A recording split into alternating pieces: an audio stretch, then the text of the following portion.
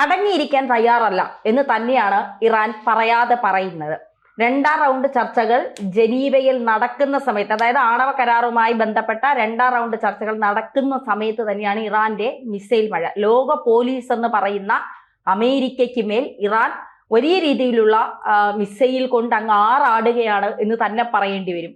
Iran അമേരിക്കയെ ഒരു ഭയവുമില്ല എന്നുള്ളതാണ്. അതായത് അമേരിക്ക എന്തൊക്കെ ഉമ്മാക്കി കാണിച്ചാലും അതൊന്നും ഞങ്ങളെ അടുത്ത് ചിലവാകില്ല എന്ന് തന്നെയാണ് ഇറാൻ പറയുന്നത്. ഇങ്ങനെ മുന്നോട്ട് പോയാൽ ഒരു യുദ്ധത്തിനുള്ള സമാനമായ സാധ്യതകൾ കാണേണ്ടതല്ലേ? ഈ അമേരിക്കയും ഇറാനും തമ്മിലുള്ള സംഘർഷാവസ്ഥ ഇപ്പോഴും പൂർണ്ണമായിട്ടും അവസാനിച്ചിട്ടില്ല. അതുകൊണ്ടാണ് ഒരു സമാധാന ചർച്ച എന്ന നിലയിൽ ജനീവയിൽ ഒരു കോംപ്രമൈസ് മീറ്റിംഗ് നടക്കുന്നത്. ഈ മീറ്റിംഗിൽ പങ്കെടുക്കാനായിട്ട് അബ്ബാസ് അരഗാച്ചി, അതായത് ഇറാന്റെ വിദേശകാര്യമന്ത്രി പോകുന്നുണ്ട്. അമേരിക്കയുടെ മിഡിൽ ഈസ്റ്റിന്റെ പ്രതിനിധി സ്റ്റീവ് വിറ്റ്കോഫ് ഉണ്ട്.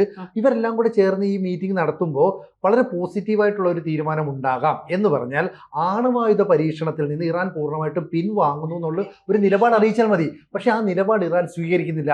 അതുകൊണ്ടാണ് അമേരിക്ക പറയുന്നത് ഇനിയും ആണവ ആയുധ നിർമ്മാണം, എന്താണെന്ന് വെച്ചാൽ യുറേനിയം സമ്പുഷ്ടീകരണമാണ് ഉദ്ദേശിക്കുന്നത്, അതുമായിട്ട് മുന്നോട്ട് പോയാൽ ഉണ്ടാകാവുന്ന തിരിച്ചടി അവർ സങ്കല്പിക്കുന്നതിനപ്പുറമായിരിക്കും എന്നുള്ള രീതിയിൽ ഒരു ഭീഷണിയാണ് പെടുത്തുന്നത്. അപ്പോൾ ആണവ പദ്ധതിയുമായിട്ട് നിങ്ങൾ പോയാൽ വെറുതെ ആക്രമിക്കുമെന്നല്ല പറഞ്ഞത്, ഞങ്ങളുടെ B-2 സ്റ്റെൽത്ത് ബോംബർ വിമാനങ്ങൾ ഉപയോഗിച്ച് ആക്രമിക്കും.